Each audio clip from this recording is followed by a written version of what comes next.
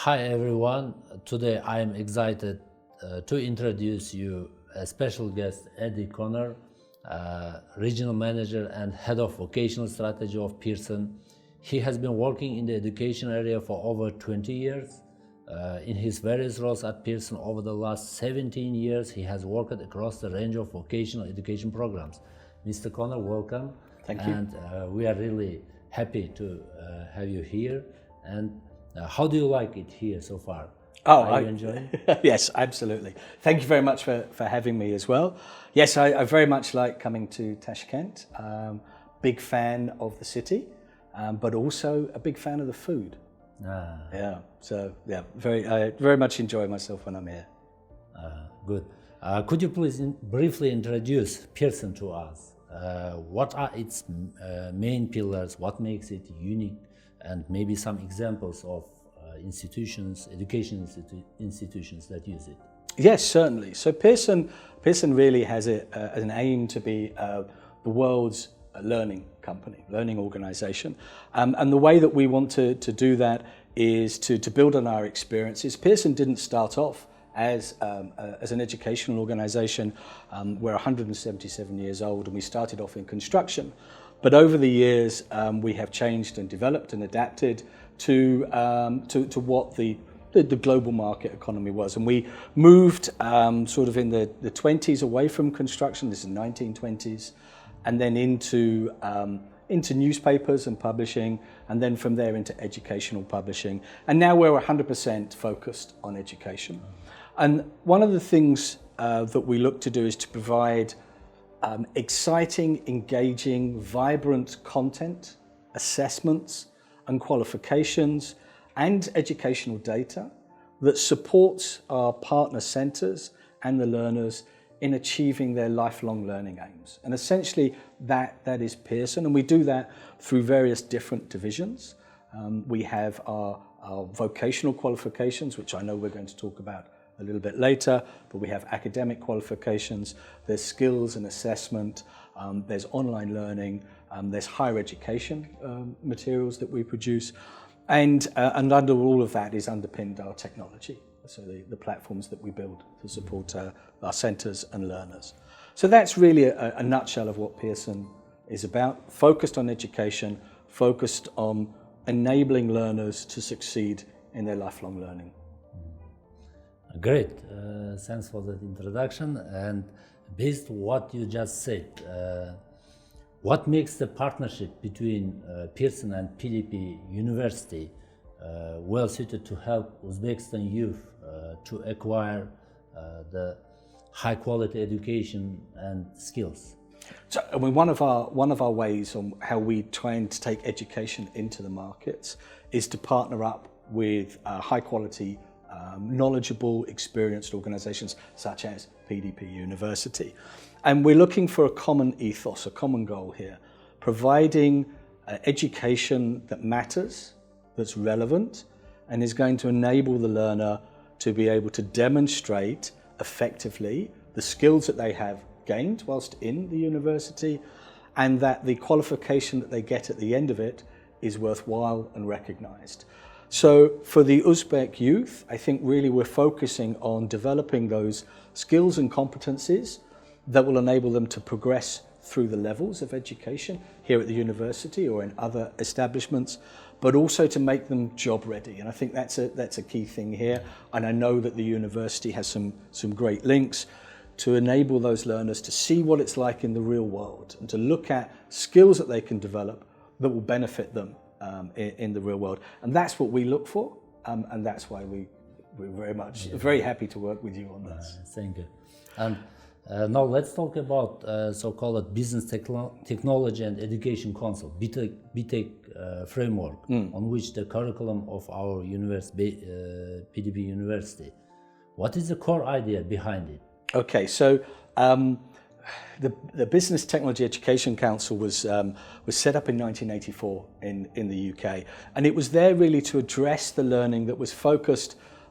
It was built on the Business Education Council to start off with, and it was there to focus really on providing the right sort of education programs for learners as an alternative to the academic pathway, to looking at your core sciences and your languages and your humanities, to provide learners with skills that could move them into work. And so BTEC does that through a couple of core ideas. The first one is work related. So we design these qualifications in combination with employers. So looking at what the industry needs. We reference in the Sector Skills Council. So these are professional bodies or organizations that say, this is what the learner should be able to do in this job at this level. Obviously with higher education establishments as well, and then with governments as well, and other key stakeholders who might have a say on what the education landscape should look like. With that relevance, we also, one of the key things about BTEC, it's a modular qualification.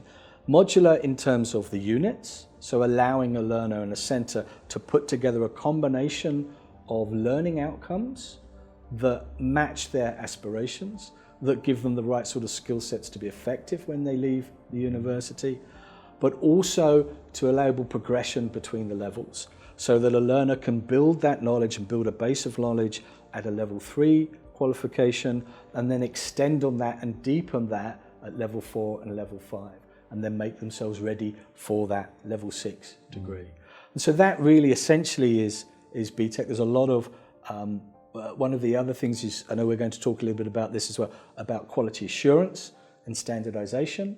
So really to ensure that an Uzbek learner is being assessed the same way as a learner in Germany or a learner in the Netherlands or in the UK. And that's another key thing about BTEC. Let's now turn our attention to the evaluation system of students, which I imagine interests our potential students a lot.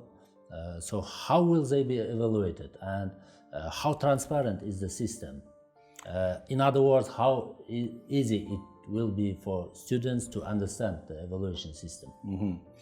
Okay, so these are good questions. BTECs are based on this learning outcome, so learning outcome based qualifications. And what that really means is that there will be a set topic or content for each unit that's taught by the teacher. And then there'll be a set of assessment tasks that we referenced against assessment criteria. Now we publish those specifications and they will be on either inside the books that we publish or on the learning systems, Pearson Progress for example. And the learner can see what's going to be expected of them and what they need to do to be able to achieve against those set assessment criteria. Now those assessment criteria can be contextualized to reference in local companies, local industry, and to be able to make sure the learner is really focusing on that task. But it's quite a transparent system because it's very clear to say, okay, you need to do this, so this is a task, and when you complete that, then you have completed your assessment. And then that is then recorded in our system in Pearson Progress or on our database, and the student then can see what they have achieved and what they haven't achieved. It also enables the teacher and the assessors to be able to showcase and say, look, this is what you need to do some more to achieve this criteria. And from our point of view, in terms of the quality assurance, we can see that process and we can see that the teacher has assessed that criteria, the learner has been given that feedback, that somebody else has independently verified that assessment, and then we will do our checks on it. And really that transparent system gives confidence to learners, but also to employers, that the process is rigorous, it's robust, and that the learning is authentic. And I think those are really key things that can benefit the learner, but they also have to realize that they have to do the work. There's an expectation that they really participate on this because this is continuous assessment. It very much reflects what would go on in the workplace. There's not 6 months of quiet work and then an exam. This is a continuous process. And once they have achieved that unit, then they will move on to the next unit. And it's a very transparent process. And a lot of learners like this because it's very similar to what they would have in the workplace, where they have, okay, here's a project, you've got to complete that. And when you've completed that, that'll be evaluated. Yes, okay, here's your next project. And that's the world of work. That's good. Last but not least, let's discuss a bit about recognition of Pearson degree. Because our potential students and their parents are particularly interested in this topic. So could you speak about how much Pearson degree is recognized around the world by organizations, companies and institutions? So there's a number of aspects to this. Pearson, as an international awarding body, has various agreements with countries, governments, about where the qualifications sit on their country frameworks. Now, obviously, our qualifications, our higher nationals, all sit on the UK framework. They're all recognised by UK universities, and they are entry points as well for into direct employment, because the major employers like the BMWs, the telecoms industries of the world will say, okay, we recognise this qualification. Two reasons. One, because they helped develop it. They help write that, and they know that those are the skill sets that they want to recruit from, but also because they know that the process for assessment is standardised. And so a school or a college in the UK is going to go through the same process as PDP University in terms of that. So we're obviously here for Uzbekistan. We are looking for that to be recognised on the Uzbek framework. The qualifications, though, sit across European frameworks. And then you have individual universities as well around the world. And individual universities want to recruit BTEC students because they feel they have the right sort of capabilities to be able to succeed in their programs as well. And some universities, we have a degree course finder website where international universities will say, okay, if you have this BTEC, you can join in this program at this level. Now, normally it is focused around subjects, so being the same subject and a progression, but some universities will say, if you have a level 3 qualification in this field, here are the options that you can come in and join. I think one of the key things on this as well is that it's been around since 1984, the BTEC, so it has a lot of history behind it. It is robust, and then we partner with centres like the university here, who have to go through quite a rigorous process to be able to deliver and be given approval to deliver the qualifications. And so that's another enhancement to say we're only picking the best schools, colleges, universities to partner with to deliver that.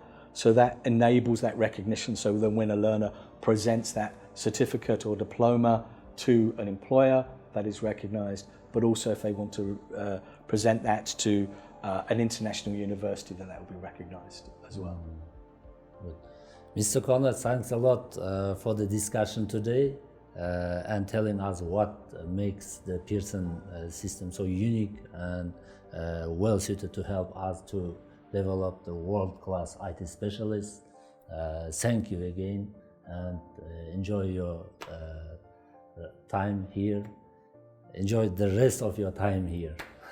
Thank you very much, and thank you very much. And we're looking forward to being very successful in partnership with the university. Thank you.